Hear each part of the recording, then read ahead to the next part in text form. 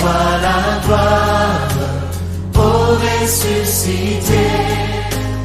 À toi la victoire pour l'éternité.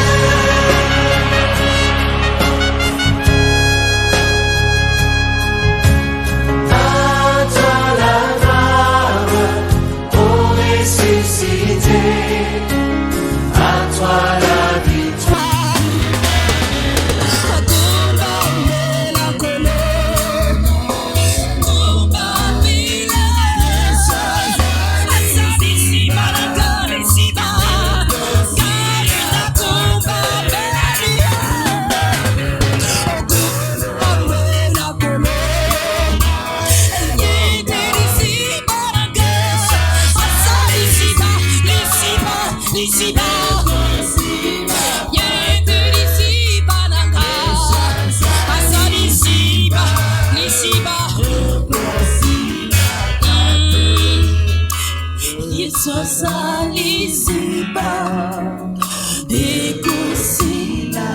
Est-ce que l'on peut dire ça?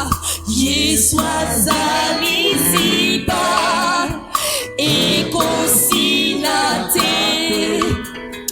Yeswa Zaliziba Ekosinate. Encore Yeswa Zaliziba.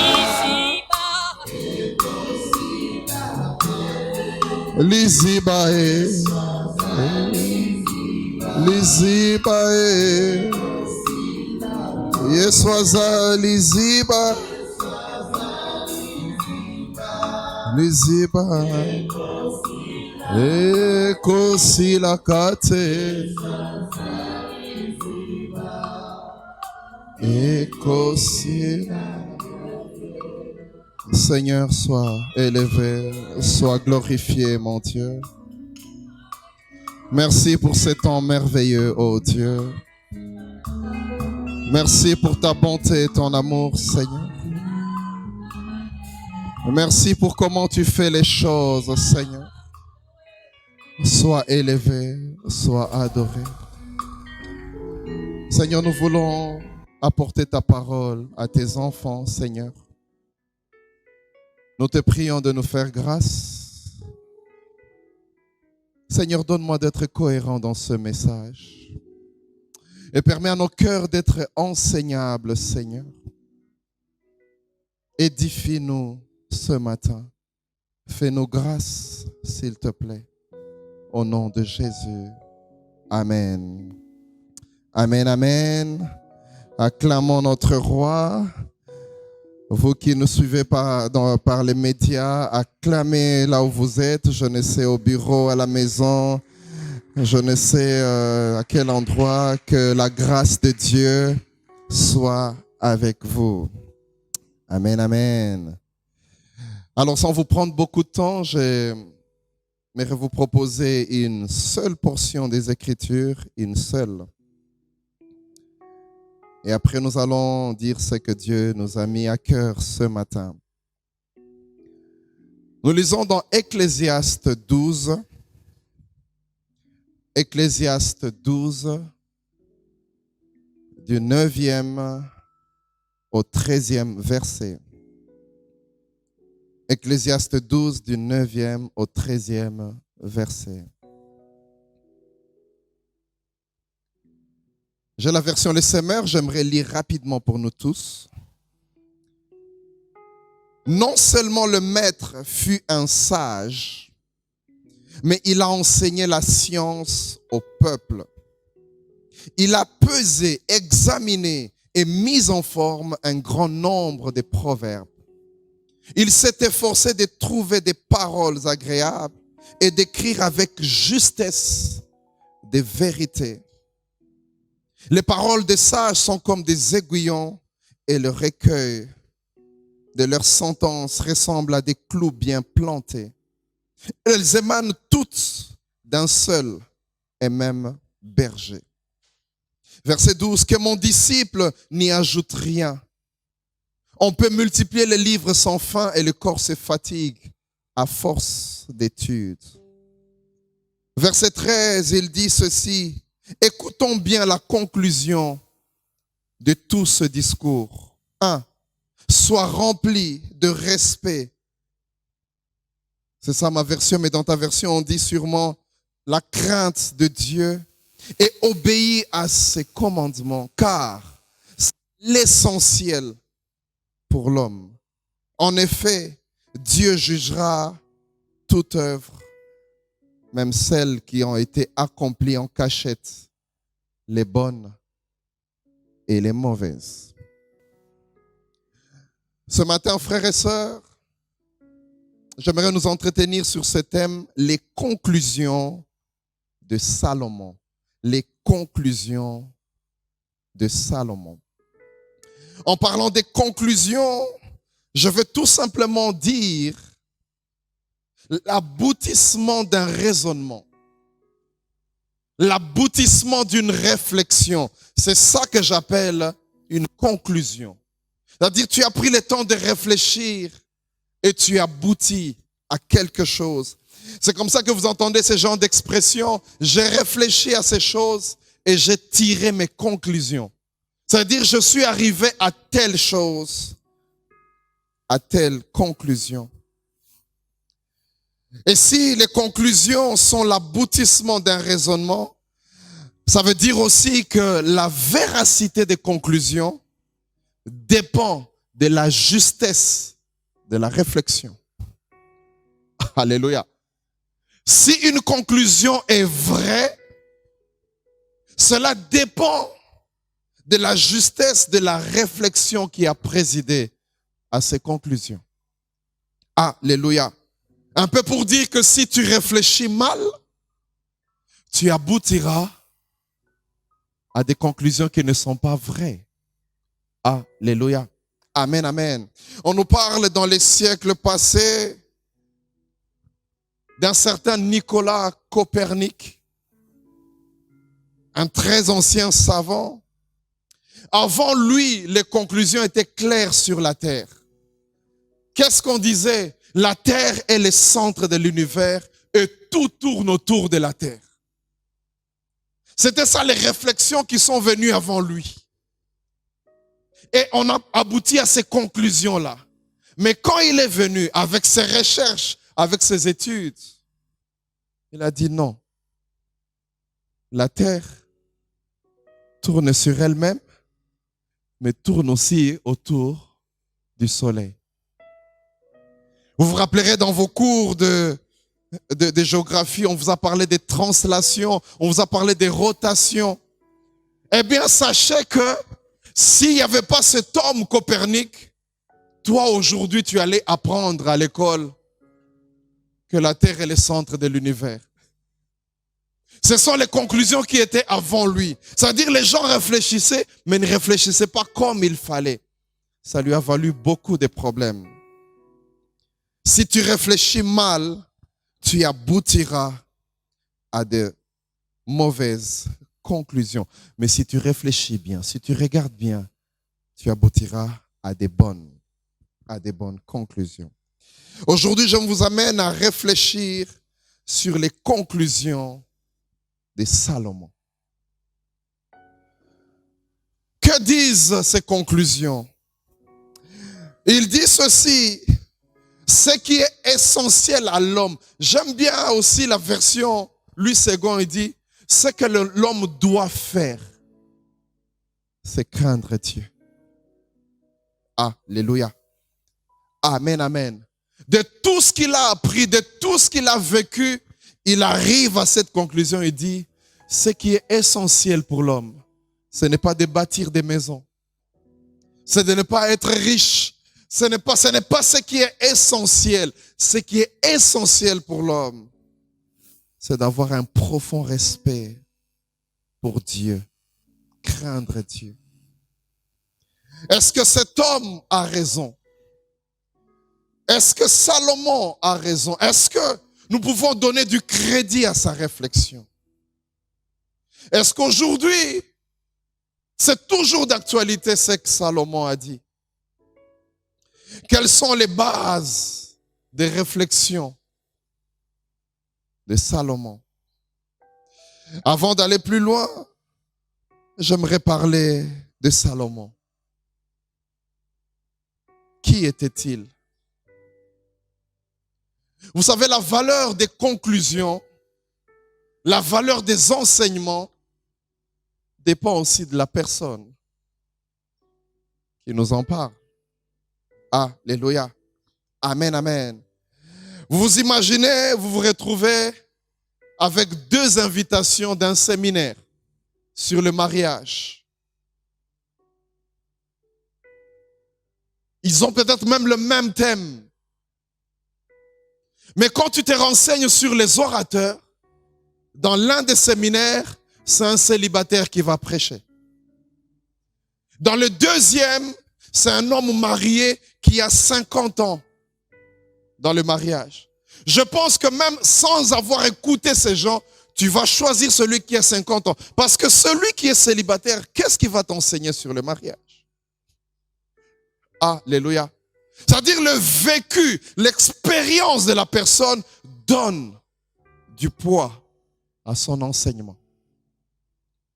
Cet homme, Salomon, les conclusions de Salomon n'émanent pas d'ailleurs, mais de ses propres expériences. Quand il dit ce qui est important dans la vie, c'est de craindre Dieu, il a appris ça de ses propres expériences, de sa propre vie. Salomon n'est pas comme ce Quinois qui te décrit la Belgique ou la France sans jamais avoir vu ces pays-là. Il te dira quand tu arrives à Molenbeek, il y a ça, il y a ça. Quand tu arrives à Château-Rouge, il t'explique tout ça. Tellement il a rêvé d'y aller. Il recevait des informations, mais lui-même, il n'a ni passeport ni visa. Il n'est jamais allé là. Mais Salomon, c'est différent. Lui-même a vécu ce qu'il raconte et il est arrivé à une conclusion par rapport à tout ça. La Bible dit dans Ecclésiaste 1, au verset 12, il dit, moi, le maître, ça c'est ma version, le semeur, j'ai été roi d'Israël à Jérusalem. Et je me suis appliqué à étudier et à examiner par la sagesse tout ce qui se fait sous le soleil. Au verset 14, il dit, j'ai vu tout ce qui se fait sous le soleil et je suis arrivé à la conclusion que tout est vanité. Alléluia. Lorsque Salomon, il te dit que tout est vanité, c'est parce qu'il a vu tout. Il a essayé tellement de choses. Tu ne me diras pas qu'avoir un jet privé est une vanité si toi-même tu n'y as jamais été. Tu ne me diras pas acheter une limousine ou être dans une Rolls est une vanité si toi-même tu n'as jamais été. Alléluia. Quand il dit ces choses, il explique. C'est quelqu'un qui a vécu. Et c'est étonnant de voir cet homme qui a été autant riche conclure en disant, il faut craindre Dieu. Parce qu'en voyant les riches et tout ça, il y a des sagesses comme la sagesse quinoise qui dit, Mutombongo, azande konaote. Ça c'est la sagesse quinoise. Mais lui, cet homme, malgré le niveau qu'il a atteint, il dit, ce qui est essentiel pour l'homme, c'est de craindre Dieu. Et quand il parle de lui-même, il dit au chapitre 2, verset 1 d'Ecclésiaste, je me suis dit en moi-même, va donc, teste les plaisirs et goûte à ce qui est bon. Frères et sœurs, Salomon avait les moyens de goûter à tout ça. Il avait les moyens de se procurer tous ces plaisirs et après conclure. Alléluia.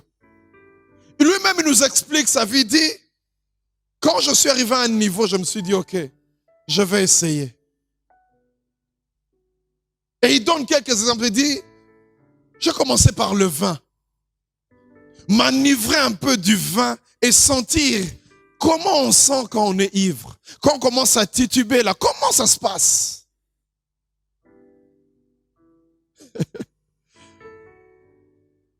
Avec l'argent qu'il avait, les richesses qu'il avait, je m'imagine qu'il ne s'est pas enivré seulement avec n'importe quoi. Mais pour tester son expérience, sûrement qu'il s'est enivré avec les vins les plus chers. Aujourd'hui, les seules expériences que peut-être toi tu as, toi qui m'écoutes, qui bois encore la bière, ce sont des boissons moins chères, des 1000 francs, des 500 francs. Peut-être que tu t'es toujours dit que ça se passe comment quand on s'enivre avec un haut niveau. Tu t'enivres mais du champagne, tu t'enivres. Comment ça se passe quand tu bois 10 vins, chaque bouteille à $10,000? Ça se passe comment? Eh bien, j'aimerais te dire ce matin, ne cherche plus loin. Salomon te dit que tout est vanité. Tout est vanité. Il ajoute lui-même, il dit, écoutez, je me suis bâti des maisons, des villas. Vous savez, Salomon n'avait pas de jardins, il avait des forêts. Il avait un niveau élevé. Aujourd'hui, tu t'es dit dans ton cœur, le jour où je construirai ma maison, 2 chambres, salon. Le jour où j'aurai une villa, le jour où j'achèterai, oui, c'est une bonne chose. Mais quelqu'un, il est allé aussi loin et il nous revient avec des conclusions et dit, tout est vanité. Quand tu te dis, je vais construire 2, 3 immeubles, alors là, je serai un homme. Tout est vanité. Il a eu de l'argent, de l'or, des richesses. Il dit lui-même, je me suis procuré des chanteurs et des chanteuses. Aujourd'hui, il y a des gens qui dépensent de l'argent juste pour qu'on cite son nom dans une chanson, dans un album. À Kinshasa, on appelle ça les mabanga, les cailloux. Tu donnes de l'argent et quand ça sort, tu dis, écoutez, telle chanson, à telle... Des fois, tu envoies même les minutes, tu dis, à telle seconde, tu vas entendre ce qu'on dit. Il y en a même qui en profitent. On cite le nom, on a juste cité le prénom. On dit, ah, Patrick, l'homme selon tel, je ne sais.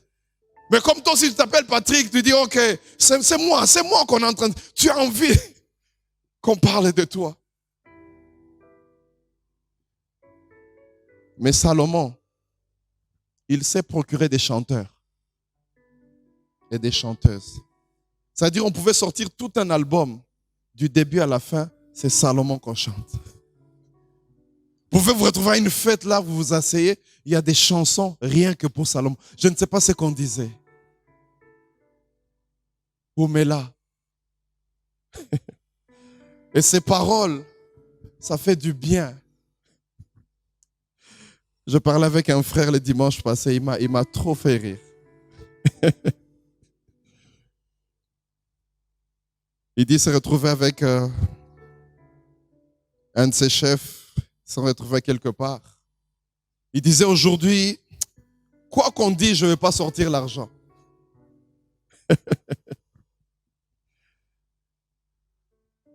Quand il est entré juste à cet endroit, il y a quelqu'un qui a crié, ah, Oumela.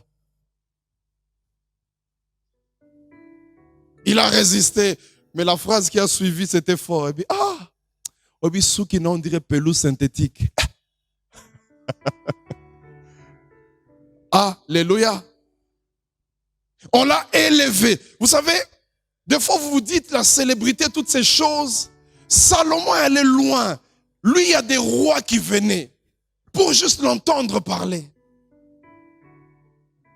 Il a atteint un niveau, il vous dit, vanité. Tu sais, il y a des niveaux que tu n'as jamais atteints.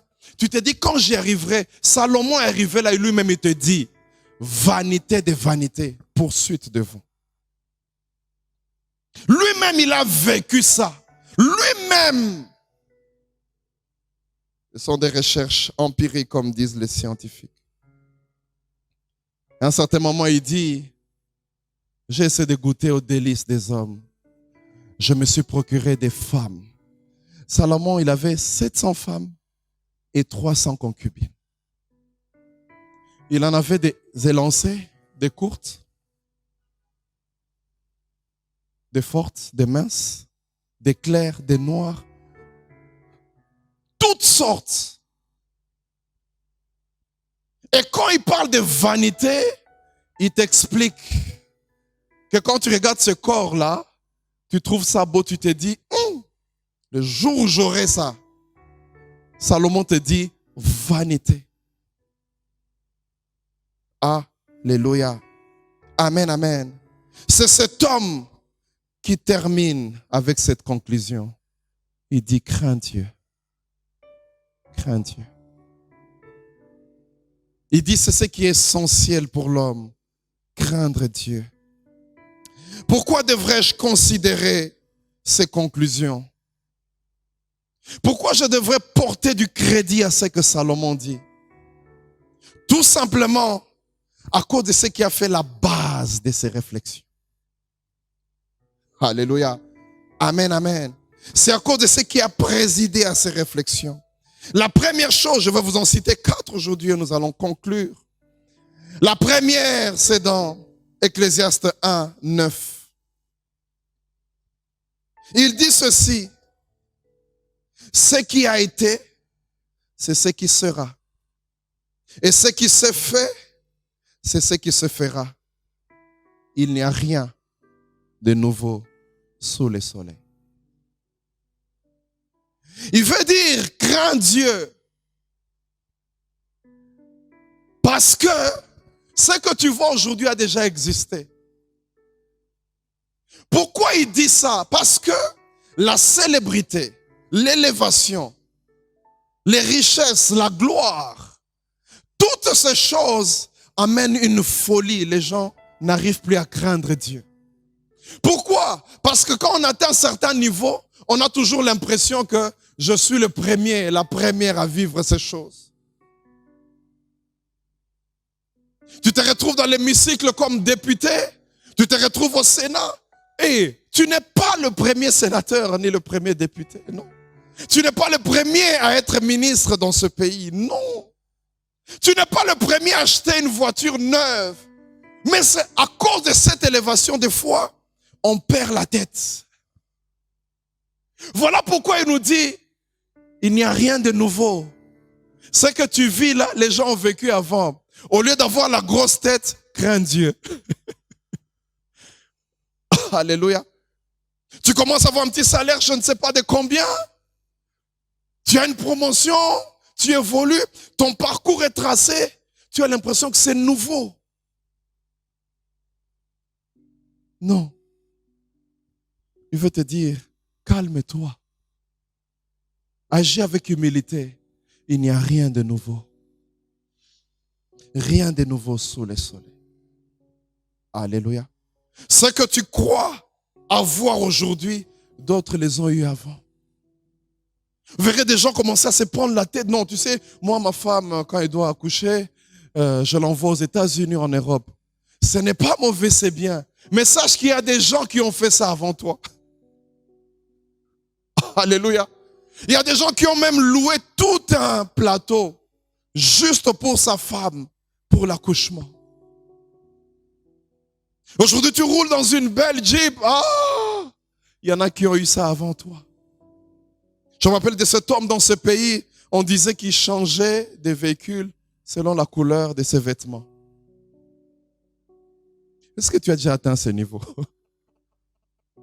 S'il est en noir, le véhicule sera noir. S'il est en rouge, il y aura du rouge.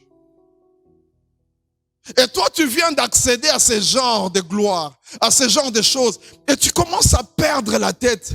Salomon te dit, hey, il n'y a rien de nouveau. Ce qu'il faut faire, crains Dieu.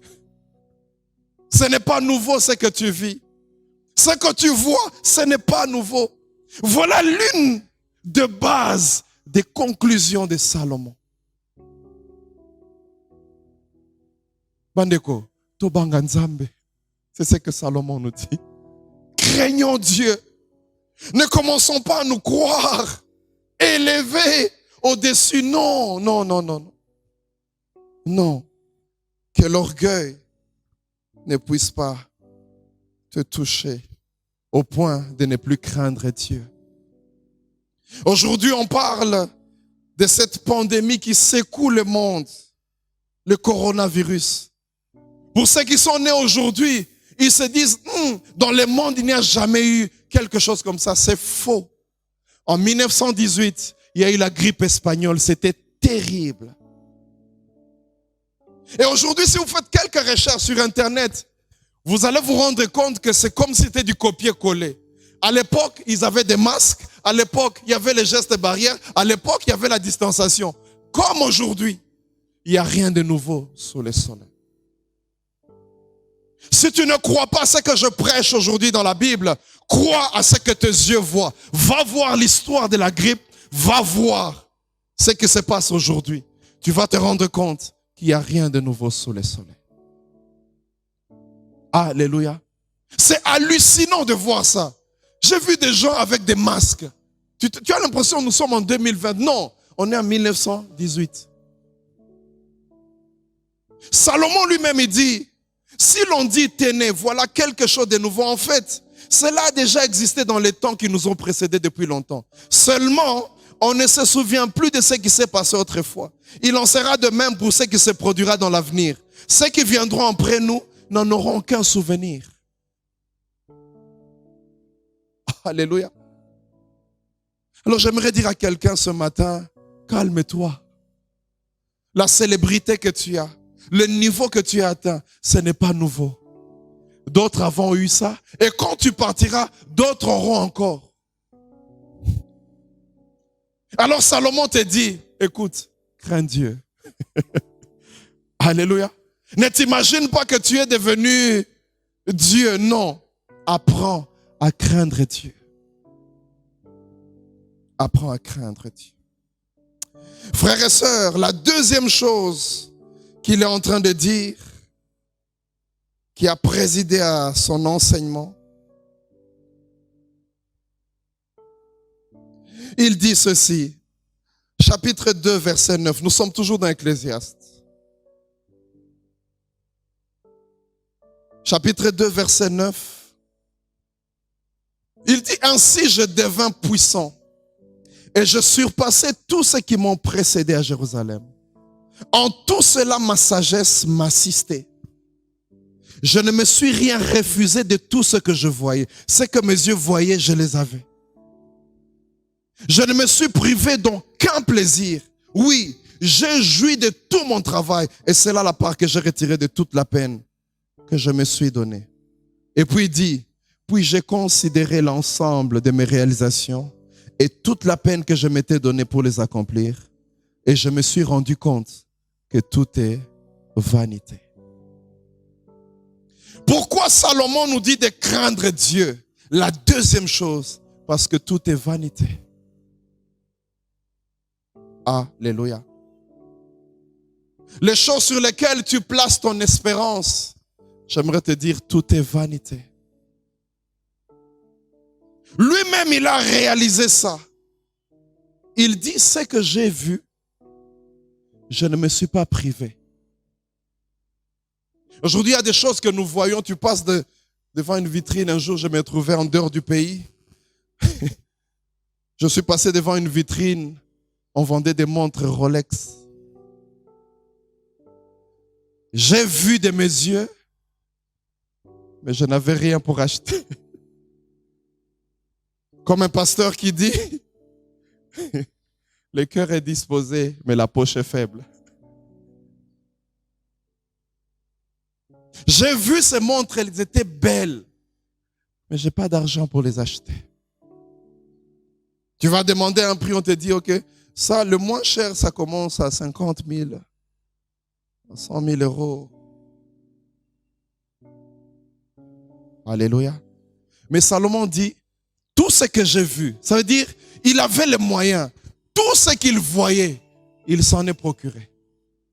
C'est-à-dire, la femme qu'il désirait, il l'avait. Les plantes qu'il désirait, il les avait. Tout ce qui passait devant ses yeux, il les avait. Mais il te dit, toutes ces choses-là, je suis arrivé à la conclusion, tout est vanité. Alors il te conseille, crains Dieu. Souvent, ces genres de réflexions reviennent quand on va dans des deuils. Vous vous rendez compte, un homme qui a bâti des villas, qui a un empire immobilier. Mais ce qu'on va appeler sa dernière demeure, c'est juste un trou là, on va déposer. Un jour, un homme, il est allé dans un deuil. Il pleurait. Il y avait une très jolie femme qui était couchée dans le cercueil. Il pleurait. À un certain moment, il a commencé à dire, vous savez, la Bible dit de l'abondance du cœur, la bouche parle. Quand il pleurait, il disait à Lingala, ma belle, kitoko aboyeke pamba, eke pamba kito. Donc il regrette la beauté qui est en train de partir. On va enterrer. Qui bientôt sera mangé par des insectes et après il n'y aura rien. Quand tu te regardes dans le miroir, comme cette sœur qui regardait se dire, je suis un scandale de beauté. La RDC c'est un scandale géologique, moi je suis un scandale de beauté. Mais ce scandale-là, on amènera un jour sous la terre. Tu vas aller là, on te mettra là où on t'habillera des choses que tu n'as même pas demandé. Alléluia. Et cette base emmène Salomon à te dire, crains Dieu. Tout est vanité. Tout ce qui emmène à ce que tu sois orgueilleux, c'est une vanité. Tu passes, les gens souffrent de torticolis en regardant à gauche et à droite. Tu n'es ni la première, ni la dernière. Aujourd'hui, sur YouTube, ce sont tes clips qui passent 1 million de vues, 10 millions de vues, et tu te dis, hey, 1, tu n'es pas le seul, 2, tout est vanité.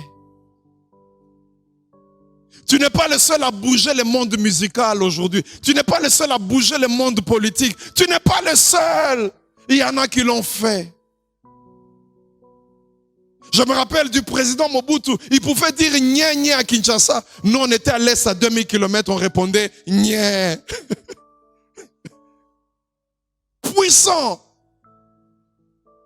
Il était tellement puissant que dans nos têtes, je me rappelle à un certain moment, on disait le Mobutu du Rwanda, le Mobutu du Burundi. En fait, pour nous, Mobutu, ça veut dire président. Le nom, c'était président. Alléluia. Mais quand tu vois là, on l'a enterré au cimetière au Maroc. J'aimerais rappeler à quelqu'un aujourd'hui, tout est vanité. Je suis en train de te parler à toi qui n'a pas encore accédé à des niveaux élevés. Ne t'imagine pas que la joie espérée, ça va ôter cette vérité. Non, tout est vanité. Voilà pourquoi j'ouvre une parenthèse. Ne te tue pas pour les choses du monde. N'abandonne pas le Seigneur pour les choses du monde. Tout est vanité. Tout est vanité. Ne te dis pas que ça sera... Non, non, non, non. Tout est vanité, frère. Je parle à toi qui as déjà accédé à des niveaux élevés. Tout est vanité. Vous savez, la richesse, l'élévation, ça nous amène à une telle folie. Tu deviens comme ce roi de Babylone. La Bible dit, il marchait sur son balcon, il regarde toute la ville et dit, j'ai bâti toute cette ville, moi. Il y a des gens qui regardent leur compte en banque et disent, Nazar a même moutoua. 10 millions de notes en compte qui ne bougent pas pour moi. 100 millions de dollars pour moi. Quelqu'un qui dit dans cette ville de Kinshasa, Vous savez combien de maisons j'ai à Kin? J'aimerais te dire, tout est vanité. Salomon lui-même, il dit, je me pose la question, quand je vais mourir, j'ai tellement peiné à voir tout ça. Ça sera quelqu'un qui n'a rien fait, qui va hériter de tout ce que j'ai. Puisque tout est vanité, Salomon dit, écoute, crains Dieu. Crains Dieu. Tout est vanité. La troisième chose, pour aller vite, nous retrouvons dans Ecclésiaste 10, verset 7. Ecclésiaste 10, verset 7. Il dit ceci, j'ai vu des esclaves aller à cheval et des princes marcher à pied comme des esclaves. Il dit, j'ai vu, on ne m'a pas rapporté ça, j'ai vu ça sur la terre. Pourquoi j'ai ajouté cette base? Pour dire à quelqu'un, la vie est sujette au changement et au bouleversement. Alléluia. Aujourd'hui, tu peux être au-dessus, demain tu te retrouves en bas. Voilà une contradiction qu'on ne comprend pas. Un esclave sur un cheval, mais un prince à pied. Pour dire qu'il arrive dans la vie que les choses soient sens dessus, soient sens dessous. Alors on ne t'aimait pas, non, on ne t'aimait pas être orgueilleux. Crains Dieu, crains Dieu. Les choses peuvent basculer d'un jour à l'autre. Les choses peuvent changer d'un jour à l'autre. Le régime peut changer d'un jour à l'autre. La société peut changer d'un jour à l'autre. La famille peut changer d'un jour à l'autre. Il y a des cousins, ils se frappent la poitrine parce que c'est son père qui est le plus riche. Le jour où papa meurt, tu commences à chercher tes cousins devant qui tu frappais la poitrine. Mon frère, la vie a des bouleversements, peut basculer. Et un esclave peut se retrouver à cheval et un prince à pied. Et pour ça, il te dit, crains Dieu. J'aimais ce passage toujours dans Ecclésiaste, il dit, quelqu'un peut sortir de prison. Il est né d'un père pauvre et puis se retrouver être roi dans le même pays. Alléluia. Oh, vous qui minimisez les gens, vous qui prenez les gens pour le moins que rien, j'aimerais vous dire, craignez Dieu, car la vie peut changer. La vie peut changer. Les choses peuvent être tout autres. Ne vous dites pas, moi c'est moi. Non, ça peut changer. On parle de ces garçons, on dit, il est né d'un père pauvre. Ça veut dire, son papa, j'aime bien cette version, on dit, Abba, qui est la source. Ça veut dire une source pauvre. Mais cet enfant, même s'il se retrouve en prison, il peut sortir et régner. Aujourd'hui, il y a certaines personnes, nous voyons élevées. Mais il y a quelques années, on ne pouvait leur donner aucun crédit. Le monde change. Les choses changent. On a vu ça dernièrement, il y a 1 ou 2 mois, dans notre pays. Pour ceux qui ne connaissent pas Kinshasa, qui nous suivent ailleurs, la commune la plus huppée, la commune des hommes et des femmes riches, c'est la commune de Gombe.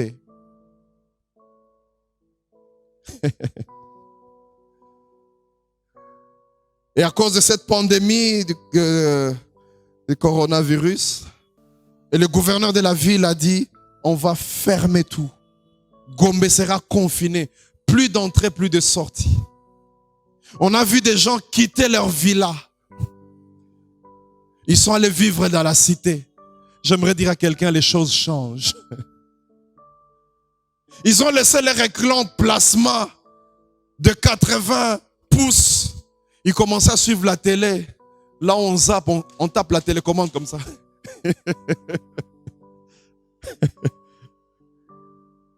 Ils ont laissé leur chambre avec double lit. On appelle ça king size. Il s'est retrouvé à dormir 2, 3. La vie peut changer du jour au lendemain. Un esclave sur un cheval, un prince à pied. Ça veut dire, on ne comprend pas cette contradiction. Comment ça peut se passer comme ça? Au verset 6, il dit encore quelque chose. Il dit, l'incompétent est promu au poste le plus élevé, alors que les gens riches sont maintenus dans des postes subalternes. Ça peut arriver. Alléluia. Alors Salomon dit, crains Dieu. Celui qui mendie à ta porte aujourd'hui, il peut être ton sauveur demain.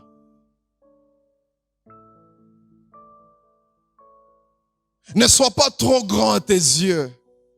Ça peut changer. J'ai beaucoup aimé un homme qui disait, quand tu prends l'ascenseur, garde contact avec ceux qui sont restés en bas. Parce qu'en cas de panne, c'est eux qui vont te donner l'échelle pour que tu descendes. Alléluia.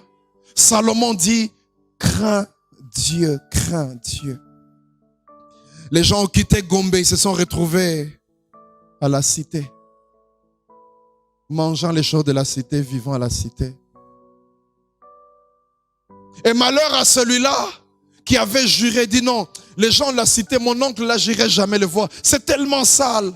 Mais ce jour-là, tu es appelé. Noko, est-ce que Nako Yanandako? Les choses changent. Alléluia. Et pour conclure, pour terminer, j'aimerais finir avec ce qu'il a dit, cet homme qui me fascine aujourd'hui encore. Il ramène tout à Dieu. Pourquoi il dit que c'est Dieu qu'il faut craindre? Je vous ai dit aujourd'hui, on doit réfléchir sur sa conclusion. C'est bien tout ce qu'il a dit, mais pourquoi il ramène ça à Dieu? Lui-même, il explique. Il dit, craignez Dieu, car Dieu jugera toute œuvre, même celles qui ont été accomplies en cachette, les bonnes et les mauvaises. Pourquoi il nous demande de craindre Dieu? Parce qu'à la fin de toutes choses, il n'y aura qu'un seul juge. Ça sera Dieu. Un seul. Et il jugera même les actions commises en cachette et en public. J'ai toujours dit dans mon église, il est impossible que nous ayons nous tous une même fin. Non. Je me sanctifie, je m'éloigne du mal. Et puis à la fin, que nous puissions avoir tous le même sort, ce n'est pas possible. Il faut qu'il y ait un examen. Il faut qu'à la fin, on puisse juger. Et on puisse nous dire qui aura une récompense, qui sera puni. Vous ne pouvez pas aller à l'école, comme je le dis souvent. Il y a des gens qui sont sérieux avec les études, ils étudient. Mais toi, tu n'étudies pas. Et à la fin, tout le monde a 10 sur 10. C'est pas normal. Il faut qu'on sanctionne par l'examen.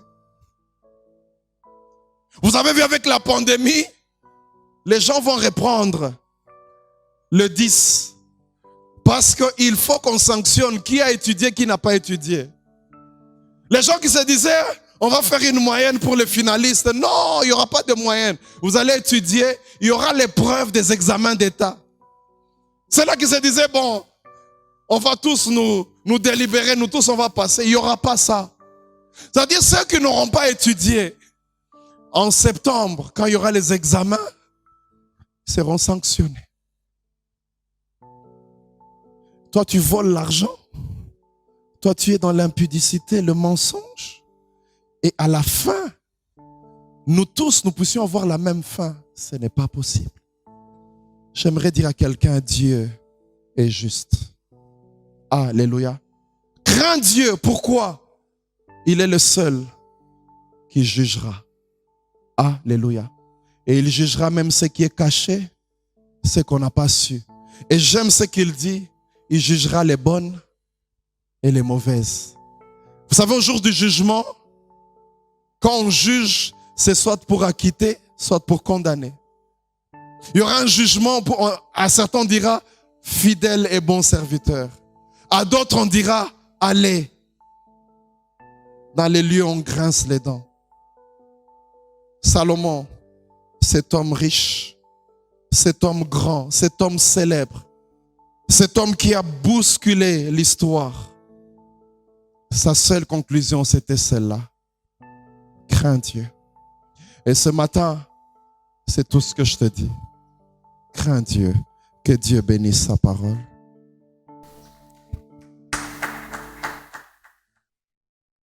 Talabo mo inangalo kulayayo nalingi na zalanda kisapuna bamingi ilakana yo yabo santu helatanga Papa nazalise mwana sukuti kingai na kukweba yangu nazali kusenga lisungi yo Papa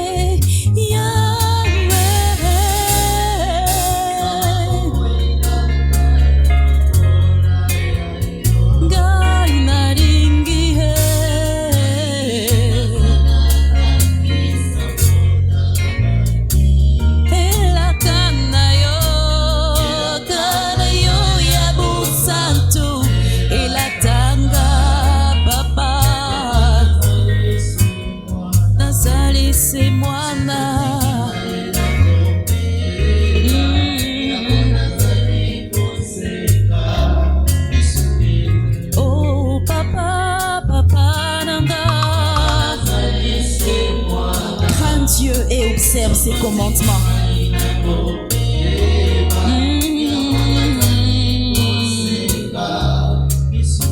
Papa, papa, papa, Nanga. Crains Dieu. Crains Dieu et observe ses commandements. Papa, Nanga, papa,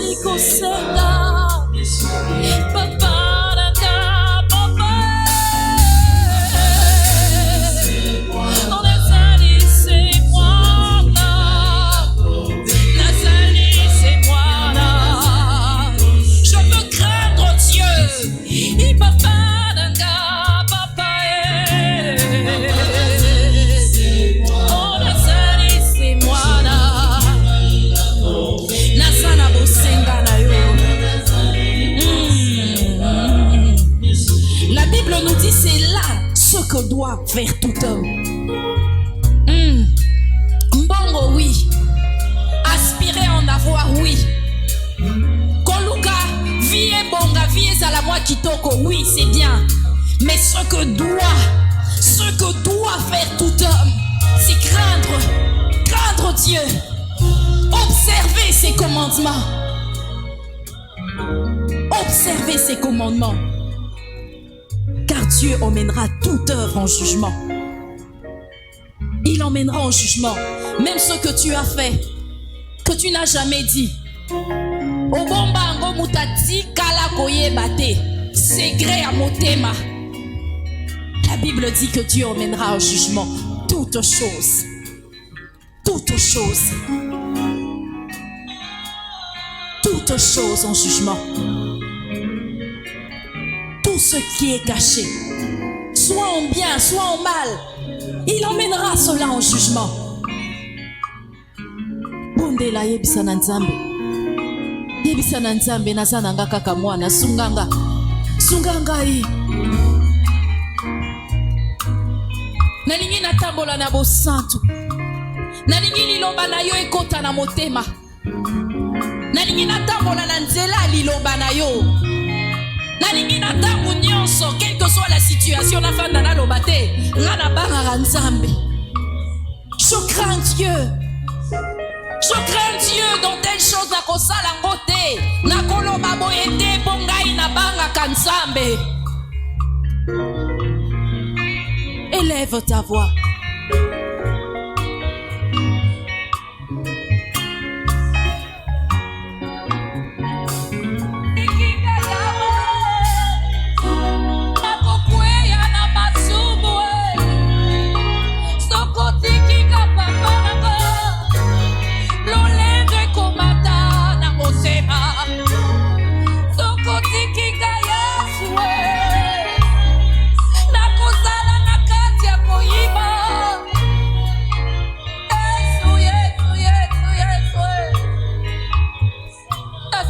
Sana yo.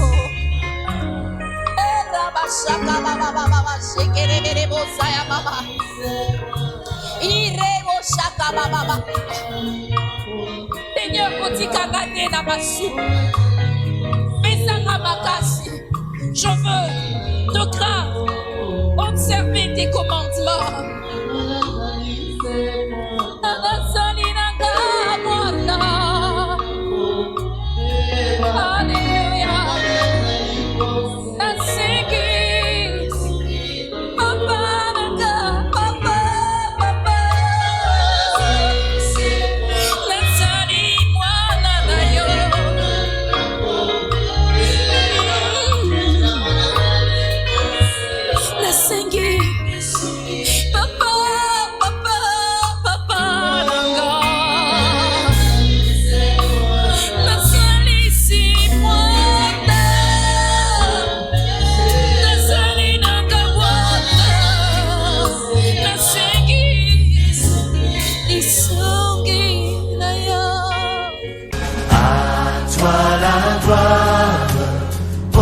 Ressuscité, à toi la victoire.